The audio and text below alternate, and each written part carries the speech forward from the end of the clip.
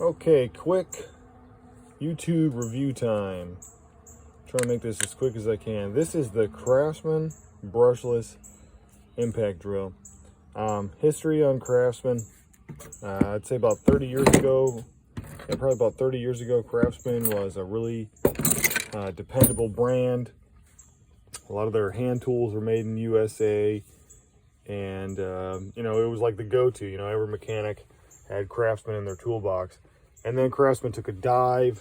Everything started getting made in China. Craftsman became one of the worst, and everybody stopped buying. And I think recently, within the last 10 years, Black & Decker bought Craftsman, and they own DeWalt, and I think Makita, and blah, blah, blah. Black & Decker, Stanley, I think, well, I'm not sure about Stanley. But anyways, Black & Decker owns quite a bit of brands. And so they revamped the Craftsman lineup. And now you've got the Craftsman trade stack. You've got the, you've got the new brushless line for Craftsman. Looks totally different than the old black stuff, which I had the old black stuff as well. And I'm not like a Craftsman loyal guy. And I'll be honest, I just bought the Craftsman tools because I seen what Black & Decker was doing, and I seen that Craftsman was coming out with a whole brand new line. And I talked to some managers at Lowe's, and basically the consensus was they're trying to build consumer trust again. And so with that in mind, and with the insane sales they had when they first started rebranding all their stuff, I just went and I just got a lot of it. And so you can see I've got multiple batteries, and I've got some other, I've got the Craftsman brushless, tools and Sawzall, and like their small hammer drill, and I actually have two regular circular saws for Craftsman as well. And I've got, at the time, this was the best cordless hammer drill they have, and at the time this was the best impact they have. So I've got quite a bit of stuff, and I bought it because I knew that they were rebranding. I knew they were building consumer trust, and I really had a good feeling about where they were going with the tools. And it turns out so far I'm right. And so they've really stepped up their game big time.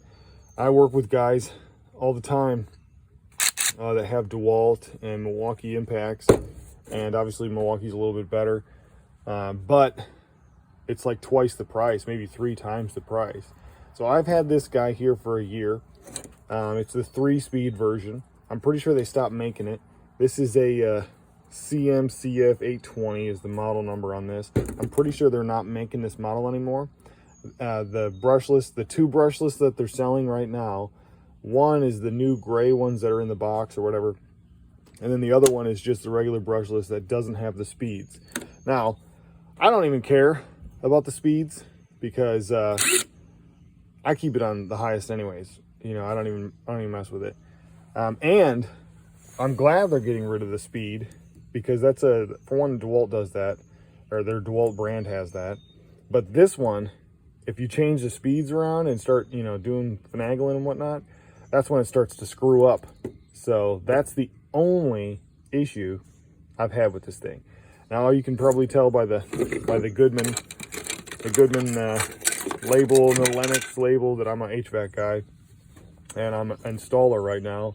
And if you know anything about installing an HVAC, it is rough, dirty, nasty work. And this thing gets abused. This is my most used power tool. It gets abused bad. I mean, through the dirt, the clay, and then I'm in North Carolina, so it's sand and it's mud, and it gets covered in insulation and gets covered in mastic, and it's insane. I've put that tool through some abuse, and I mean, just straight up abuse, because I had no option. It's not like I abused my tools on purpose, but I'm telling you, this thing has been with me for a year now, and I've got DeWalt guys checking these out, and guys are picking this thing up in their hand, and they're using it, because we're crammed in an attic and they need it the closest tool possible. And my buddies who own Milwaukee and DeWalt are picking this thing up, and they're using it, and they're like, dude, what is that thing?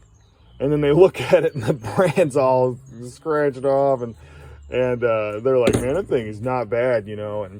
And so I just wanted to give a review because this thing is, I've had it for a year, and it's been through some full-time install HVAC abuse, and it's doing great. It really is doing great, and I'm happy about it. I paid $70 for tool only.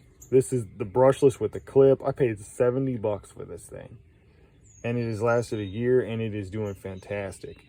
So obviously you can't buy it for that price anymore because they're done trying to build consumer trust. But I'm not going to do a performance or anything like that.